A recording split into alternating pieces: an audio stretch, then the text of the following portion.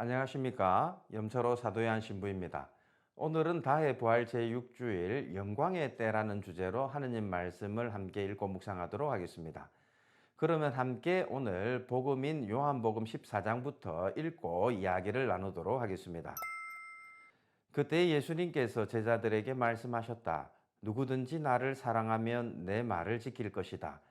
그러면 내 아버지께서 그를 사랑하시고 우리가 그에게 가서 그와 함께 살 것이다. 그러나 나를 사랑하지 않는 사람은 내 말을 지키지 않는다. 너희가 듣는 말은 내 말이 아니라 나를 보내신 아버지의 말씀이다. 나는 너희와 함께 있는 동안에 이것들을 이야기하였다. 보호자 곧 아버지께서 내 이름으로 보내실 성령께서 너희에게 모든 것을 가르치시고 내가 너희에게 말한 모든 것을 기억하게 해 주실 것이다. 나는 너희에게 평화를 남기고 간다. 내 평화를 너희에게 준다. 내가 주는 평화는 세상이 주는 평화와 같지 않다. 너희 마음이 산란해지는 일도 겁을 내는 일도 없도록 하여라. 나는 갔다가 너희에게 돌아온다고 한 내 말을 너희는 들었다. 너희가 나를 사랑한다면 내가 아버지께 가는 것을 기뻐할 것이다. 아버지께서 나보다 위대하신 분이시기 때문이다. 나는 일이 일어나기 전에 너희에게 미리 말하였다. 일이 일어날 때에 너희가 믿게 하려는 것이다. 사랑하는 사람의 말을 듣고 그와 맺은 약속을 지키려고 노력하는 일은 당연합니다. 그래서일까요? 오늘 복음에서 예수님께서는 누구든지 당신을 사랑한다면 당신의 말씀을 지킬 것이다 이렇게 말씀하십니다. 사실 예수님의 말씀을 듣는다고 해서 무조건 그분의 말씀을 지키는 것은 아닙니다. 오직 예수님을 사랑하는 사람들만이 예수님의 말씀을 듣고 지킬 것입니다. 그런데 많은 이들은 예수님의 말씀을 들으면서도 그분을 사랑하지 않았기 때문에 그분의 말씀을 받아들이지 않았습니다. 예수님은 이런 사람들을 두고 당신뿐만 아니라 당신을 보내신 하느님 아버지의 말씀을 듣지 않는 이들이라고 말씀하십니다. 당신이 그들에게 전하신 말씀은 당신을 파견하신 하느님 아버지의 말씀이었기 때문인데요. 유다인들은 항상 하느님의 말씀, 유다인들은 하느님 말씀, 율법을 두고 하느님 말씀이라 생각했습니다. 유다인들은 바로 율법 그 하느님 말씀을 잘 알고 지킨다고 생각하면서도 예수님을 받아들이지 않았습니다. 예수님의 말씀을 듣고도 그분을 따르거나 그분의 말씀을 지키지 않았죠. 이런 그들에게 예수님께서는 분명하게 이야기하십니다. 당신을 믿고 받아들이는 이들, 그래서 당신을 사랑하고 당신의 말씀을 듣는 이들만이 진정 아버지의 말씀을 듣고 지키는 이들이라고 말입니다. 예수님은 이 점을 공생활 가운데 계속 이야기하셨습니다. 하지만 사람들은 예수님이 하신 말씀을 제대로 이해하지 못했습니다. 예수님의 제자들 가운데서도 많은 사람들이 예수님의 가르침을 올바로 깨닫지 못했죠. 예수님께서는 당신이 떠나시고 나면 그들을 위하여 하느님 아버지께서 보호자, 곧 성령을 보내주실 것이라고 말씀하십니다. 아버지께서는 예수님의 이름으로 성령을 보내실 것인데요. 그 성령께서 비로소 모든 것을 가르치고 또 예수님께서 하신 모든 말씀을 기억나게 해주실 것입니다. 예수님께서는 그분을 보호자 성령이다 이렇게 이야기를 합니다. 보호자 성령을 그리스 말로 파라클레토스다 이렇게 이야기하죠. 파라클레토스.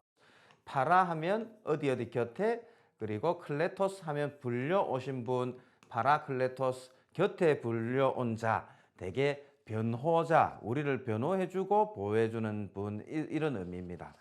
성령께서는 우리 곁에 오셔서 우리를 보호해 주시고 또 예수님을 진정으로 알아볼 수 있도록 또 그분 말씀을 지킴으로써 하느님의 자녀가 될 수 있도록 해주시는 분이시죠.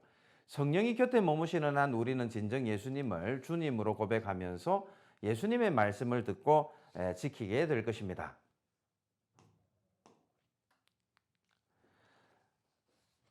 그런데 예수님께서는 제자들에게 평화를 남기고 간다고 떠난다고 말씀하시죠.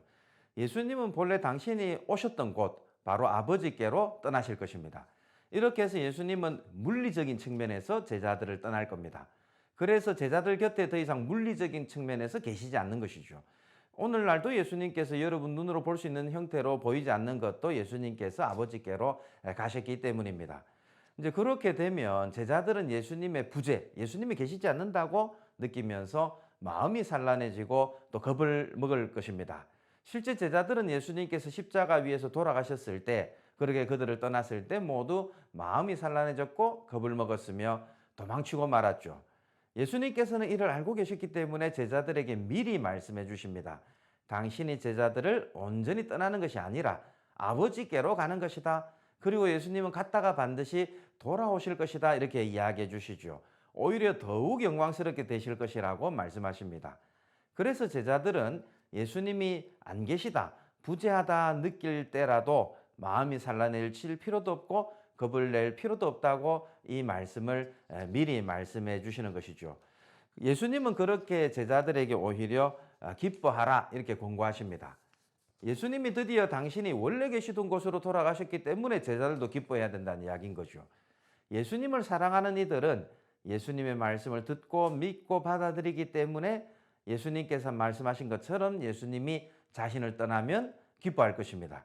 그리고 그들은 예수님이 다시 오실 것을 알고 있기 때문에 두려워하지도 않을 것입니다. 이 모든 것을 깨닫게 해주는 분이 바로 파라클레토스, 위로자, 보호자, 성령이시죠. 성령이 곁에 머물고 있는 한 우리는 평화를 잃지 않을 것입니다. 이것이 바로 예수님께서 주시는 평화죠.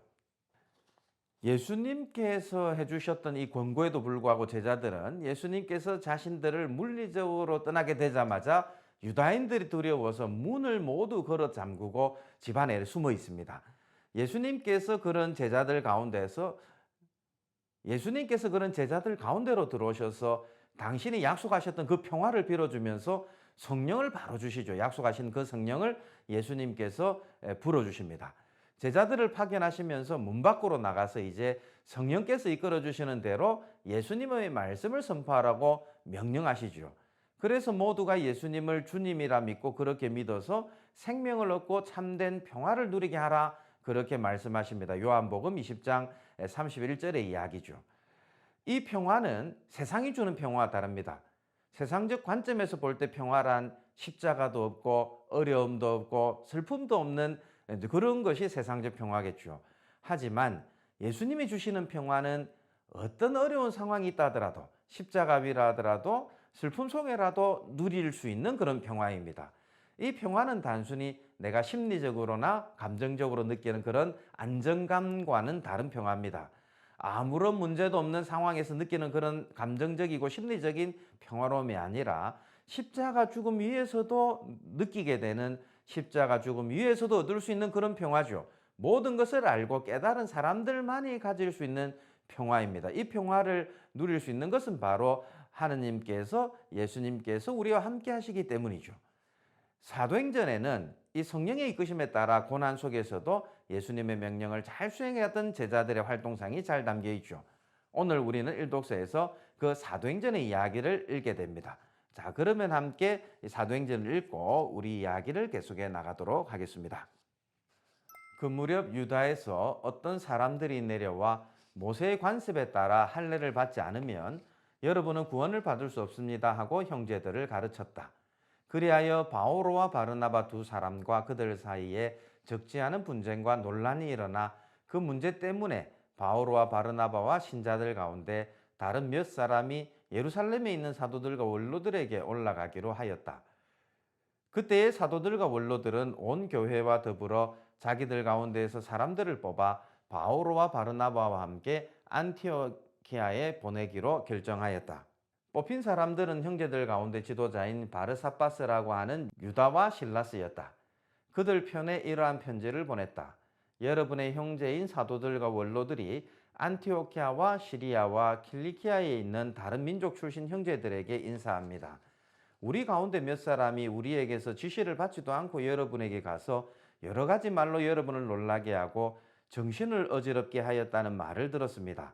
그래서 우리는 사람들을 뽑아 우리가 사랑하는 바르나바와 바오로와 함께 여러분에게 보내기로 뜻을 모아 결정하였습니다. 바르나바와 바오로는 우리 주 예수 그리스도의 이름을 위하여 목숨을 내놓은 사람들입니다. 우리는 또 유다와 실라스를 보냅니다. 이들이 이 글의 내용을 말로도 전할 것입니다. 성령과 우리는 다음에 몇 가지 필수 사항 외에는 여러분에게 다른 짐을 지우지 않기로 결정하였습니다. 곧 우상에게 바쳤던 제물과 피와 목졸라 죽인 짐승의 고기와 불륜을 멀리하라는 것입니다. 여러분이 이것들만 삼가면 올바로 사는 것입니다. 안녕히 계십시오. 네. 그리스도교 신자들은 처음에 예수 그리스도를 유다인들이 기다리던 메시아라고 믿고 있었습니다.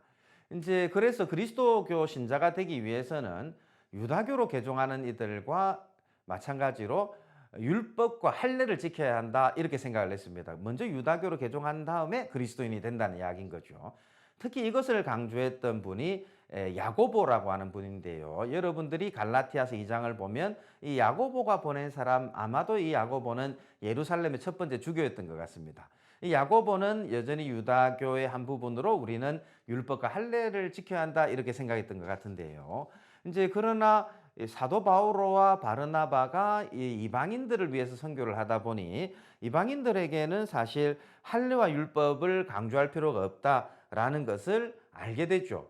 왜냐하면 할례와 율법이 우리를 구원해 주지 않는다는 것을 잘 알았습니다. 왜냐하면 할례를 지키는 것, 그것은 외적인 어떤 모습이고 율법을 지키는 것, 사실 율법을 하나라도 어긴다면 우리는 전부 파멸로 나갈 거기 때문에 율법은 우리가 구원받는 기준이 되지 않는다가 바오로와 바르나바의 생각입니다.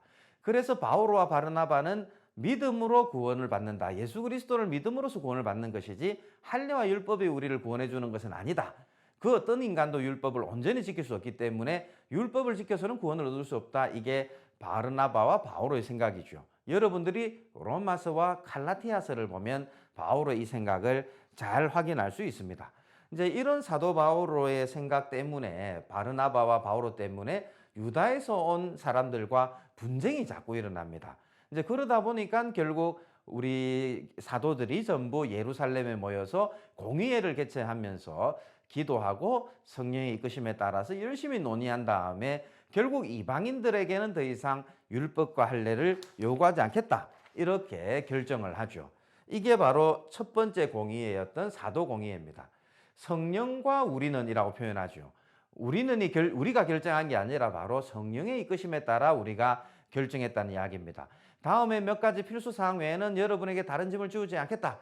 어떻게 보면 제자들은 초대교회를 살아가면서 자기 곁에 와서 그들을 보호하던 보호자 성령과 함께 하면서 성령과 함께 완전히 새로운 상황에서 항상 새로운 것을 결정하는 모습을 보입니다. 이것이 바로 교회의 모습이죠. 이 교회의 모습은 오늘날까지 계속 이어집니다. 우리 역시도 항상 새로운 상황에 시대의 징표를 읽고 교회가 새로운 시대를 살아가는 것. 왜냐하면 하느님 아버지는 천지 창조하고 가만히 계신 분이 아니라 오늘날까지 세상을 이끌어 가시는 하느님 아버지, 그 아버지의 자녀로 그분의 백성이 된 우리는 성령의 이끄심에 따라서 항상 새로운 시대 상황에 맞추어서 새로운 것을 깨닫고 그리고 새로운 교회의 모습들을 계속해서 발전시켜 나가는 것, 이게 바로 우리 그리스도교의 모습입니다. 오늘날을 그래서 성령의 시대다 이렇게 이야기하는 것도 이 때문이죠. 자, 그러면 함께 오늘 마지막으로 요한묵시록을 읽고 우리들의 이야기를 마무리하도록 하겠습니다.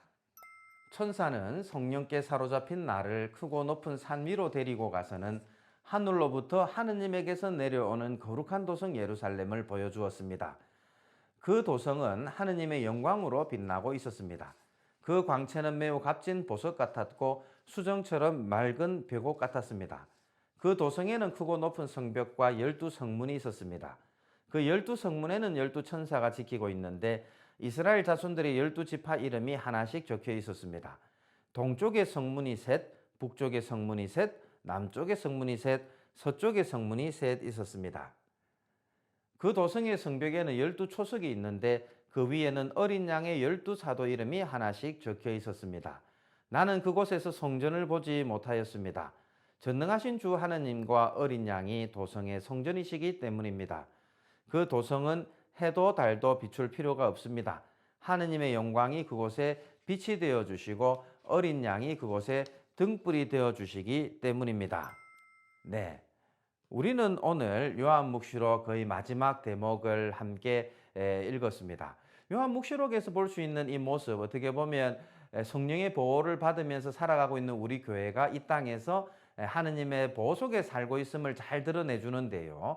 특히 오늘 이 독서에서 봉독한 요한묵시록 말씀은 영원한 도성 예루살렘 모습을 보여주는데 그 모습은 바로 우리가 들어가야 될 하느님 나라, 하느님 나라를 상징한다 이렇게 생각할 수 있습니다. 이 사진 예루살렘입니다. 혹시 한번 가보셨는지 모르겠습니다. 예루살렘이라고 하는 이 도시 어떻게 보면 다윗의 도성, 메시아의 도시, 이제 여기에서 바로 아브라함 이삭을 제물로 바쳤던 곳도 바로 이 예루살렘 살렘의 도시였고 멜키체덱의 도시 뭐 엄청나게 중요한 도시가 바로 이곳 예루살렘인데요. 이 예루살렘이란 도성 이제 요한묵시록은 하늘로부터 오는 하느님의 나라를 예루살렘이라고 묘사를 하죠. 이제 그런데 이 도성 안에는 성전이 보이지 않는다 이렇게 이야기를 했습니다. 왜냐하면 하느님과 어린 양이 바로 도성의 성전이시기 때문이죠. 사실 요한복음 서두에 예수님께서는 당신 자신을 뭐라 하십니까? 당신 자신을 성전이다 이렇게 이야기하시죠. 사람들이 무너뜨려라, 성전을 무너뜨리면 당신이 사흘 만에 다시 세우겠다 이렇게 말씀하시는데 바로 당신 몸을 두고 하신 말씀이다 이렇게 이야기를 합니다. 성전이 지니는 의미가 뭐겠습니까? 성전은 하느님께서 머무는 자리, 하느님께서 머무는 장소를 의미하는데 예수님께서 당신이 바로 성전이다라는 말은 당신이 바로 하느님이 머무는 자리, 하느님의 아들이라는 분인 거죠. 예루살렘에는 하느님의 영광이 가득하고 어린 양의 빛으로 가득 찰 것입니다. 이제 그런 예루살렘에 예수 그리스도가 바로 성전인 그런 예루살렘, 그것이 바로 우리가 들어가야 될 천상 예루살렘이다 이렇게 이야기하죠. 오늘 독서복음 말씀 묵상하면서 다시 한번 우리 모두가 하느님 나라 백성으로 진정한 평안을 누리기 위해서 예수님 말씀을 잘 기억하고 이 말씀을 실천하면서 우리 역시도 그 영원한 도성 예루살렘 하늘나라인 그곳으로 들어가기로 다짐해야겠습니다. 그것을 위해서는 예수님만이 참으로 하느님이 계신 자리 성전이라고 생각하고 그 예수님을 잘 믿고 따르는 그런 삶을 살아가야 하겠습니다. 다시 한번 부활 시기를 마무리하면서 예수님께서 비록 우리를 물리적으로 떠나셨지만 영원히 우리 안에 살아 계시다는 것을 기억하고 체험하는 하루가 되었으면 좋겠습니다. 감사합니다.